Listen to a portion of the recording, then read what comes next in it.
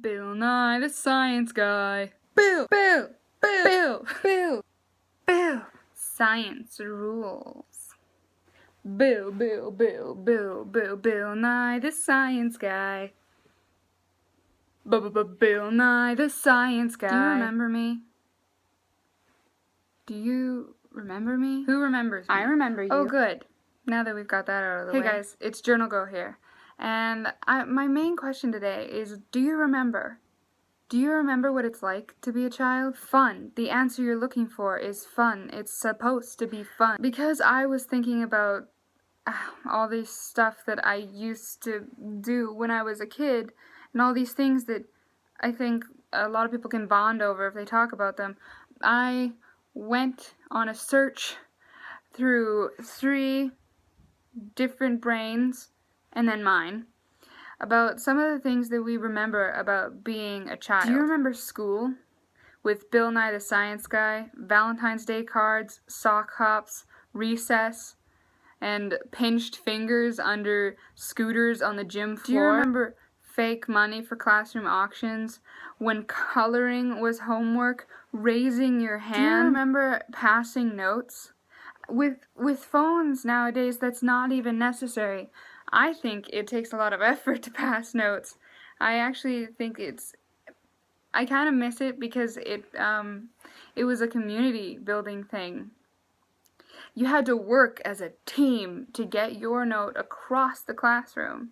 So I remember that. The thing about Valentine's Day was, it was really cool because you had Valentine's Day cards for everybody in the class, and you'd put them, and it'd be really fun and cute, and you don't do that anymore, and now there's just pressure to be in a relationship and do stuff on Valentine's Day, and I'm like, I can't. I think it was really great when Valentine's Day was just about sharing love and not about being alone on Valentine's Day. This one is for people who grew up with me specifically.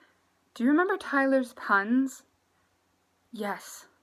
And I guess that could bleed over into, do you remember those people that you might have spent a lot of time with before, or those people that, like, made your life better when you were younger, and you don't see them anymore? Do you remember the fact that when you were in elementary school, you had 1 desk, and 1 classroom, and 1 teacher? Do you remember building forts, and swinging, where your biggest issue was if you were double dating, where you were swinging in rhythm with somebody else? Yeah. And jumping off the swings, because that was super fun. The monkey bars, though.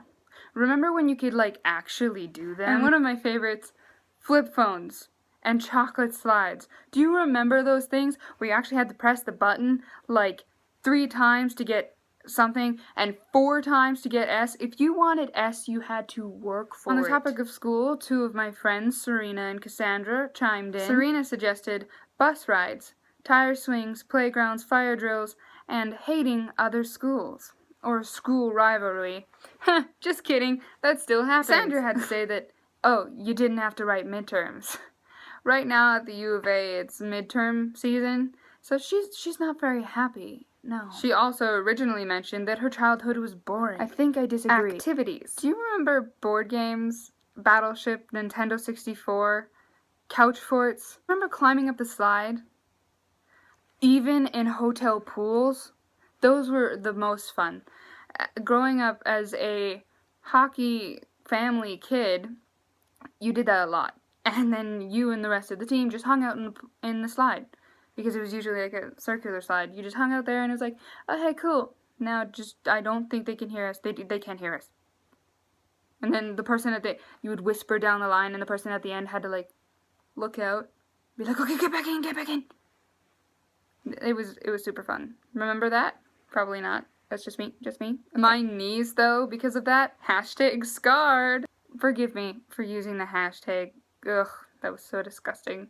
Tasted bad in my mouth. It tasted bad. Also, one of the things I really liked to do as a kid, do you remember staying up late and your parents coming in and you pretending that you were asleep, like you're under the covers, like, or like, and then you're hoping that your parents think you're asleep, but let's be honest, they didn't. They knew we were wide awake, and that's why they kept coming back in when you're supposed to be sleeping. But I know you stayed up anyway. Serena chimed in, "Hey, what about eating bugs, grass, and worms? Or just torturing worms, because that happened too." And then I said, I never did that. I know that a lot of people did, so remember that, but it's not me. I might have eaten some dirt, but mainly that's called face planting and failing because, well, you've got a brother. Remember fighting? Yeah, that was good. That was fun. Roughhousing? Yes. Serena also mentioned hide and seek in the dark. In the dark. In the dark. Yeah, hide and go seek or hide and seek is definitely, I think, one of the funnest games I remember from my childhood. I mean, Nintendo 64, Battleship, and other board games. Yeah, you're good too. But hide and go seek, come on. How could you not love that game? That's basically universal. And in the dark, too. Like, in the dark, it was way better. I mean, if you were hide and go seek in the light, you either had to have, like, a really good hiding place or sick skills because people would see you. And then there was always those kids that when you played hide and go seek in the dark, they were like, "But we need flashlights. How are we going to see you?" Well, that's the point. You're supposed to be able to see me. You're supposed to be able to use your mad skills in the dark and find me. It makes the game more fun for everyone. Do you remember Serena that? Also mentioned sneaking food out of the kitchen at midnight. What? I wasn't aware that this wasn't something I still did. Okay, then she told me that sneaking is the key word. You don't have to sneak the food out of the kitchen at midnight anymore. Yes, I do. Have you met my parents? But living on my own, nope, I don't. If I want food at midnight, which I generally don't anymore, that's sad. I don't have to sneak for it. The key here, the one of the ones that I love the most that Serena said was manipulating your friends. Oh wait, don't we still do that? I guess it's just more harmful now. Remember that? Now, there's someone here that I haven't mentioned yet, and her name is Black Velvet, and I asked her some questions. She doesn't know that I was asking her questions for my video, and until Cassandra found out, she was like, "I hate my childhood, blah, blah, blah." But as soon as Cassandra found out, she's like, "Oh, well, yeah, of course." But Black Velvet never found out, so here's what she has to say about childhood. Not having knee issues. Which I guess just means that we had less medical or health society problems. Was effed up by police and hate. Her words. I'd say society is more screwed up in the fact that people don't know how to communicate with each other anymore. When I told her, "Hey, why don't you have any like good memories of childhood?" She said, "Okay, well maybe being in shape, coloring books," which they have adult coloring books now. They have adult coloring books, so that's good. Not rated R coloring books, just, you know, more challenging coloring books, and Land Before Time. I agree, Land Before Time is great. I miss Land Before Time.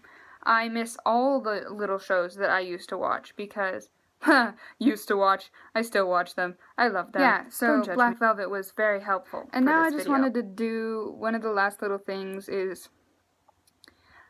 I miss. Serena misses, Cassandra misses, things about childhood that we miss. All these things, clearly, we miss, but these didn't really fall into a specific category, so Serena misses theories that you don't pursue. She told me the story about her jumping/landing theory, and this is something that I thought about too. It's basically, it's the idea of absorbing shock, or jumping from tall heights isn't such an issue so long as you jump in a certain way to absorb the shock through your body safely. And she says she wishes she had gotten to the sciences sooner because then maybe she would be pursuing that, but she didn't. She didn't pursue these theories or these ideas, and she doesn't have theories or ideas anymore. So that's something that Cassandra misses a couple things. I think the main thing to say that she misses was having an active imagination. Because she's an artist, she has an imagination, but what she's talking about is the fact that you could think that the floor was lava one second, water another, acid another. You could think that the floor was actually different than it is. I mean, you can, as an adult, you can think, oh yeah, the floor is water, woohoo, jump on the couch, yeah, that was fun. But, but it's not the same. Like, also, believing wholeheartedly that you were a dog, or a cheetah, or a monkey, that's the main thing that she misses. She also misses the fact that when you're younger, you're in such awe of the world, because everything's new. You're so brand new that everything you experience is beautiful, and that's something that she misses. The one thing that she misses that I think a lot of us will say we miss is Family Channel was better. Family Channel, let me repeat that one more time. Family Channel was better. I miss all those things.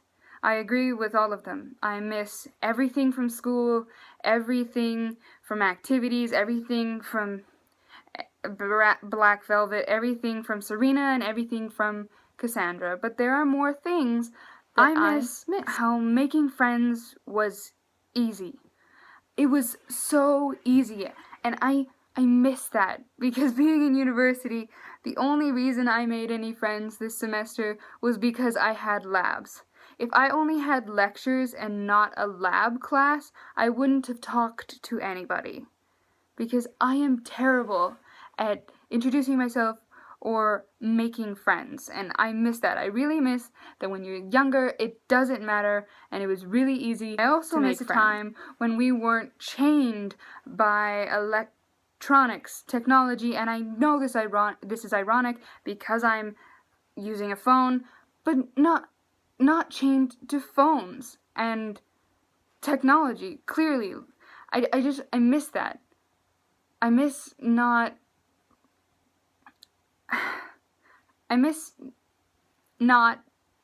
having a phone. Does that make sense? I miss living based on what you could think of and not what articles you could use to find something to do. When you were younger, you didn't have a phone, you didn't have a laptop, okay, I had an iPod very early, but you didn't have an iPod, you didn't have a lot of stuff, so you had to just do. Also, do you remember I miss living without fear, or as Serena would call it, being reckless. I miss doing because you wanted to do and not questioning it or questioning the way it made you look. And I guess one of the main things I missed is that there was no expectations or ulterior motives. Everything was my leg fell asleep. Pins and needles. I guess one thing I just kind of wanted to say is I don't regret anything I've done. I don't want to be a child again. I love the life I'm living and how I'm living and what I'm doing and the people I have in my life and a lot of that. It's just that there's so many things that I loved about being a kid, being young, and being carefree.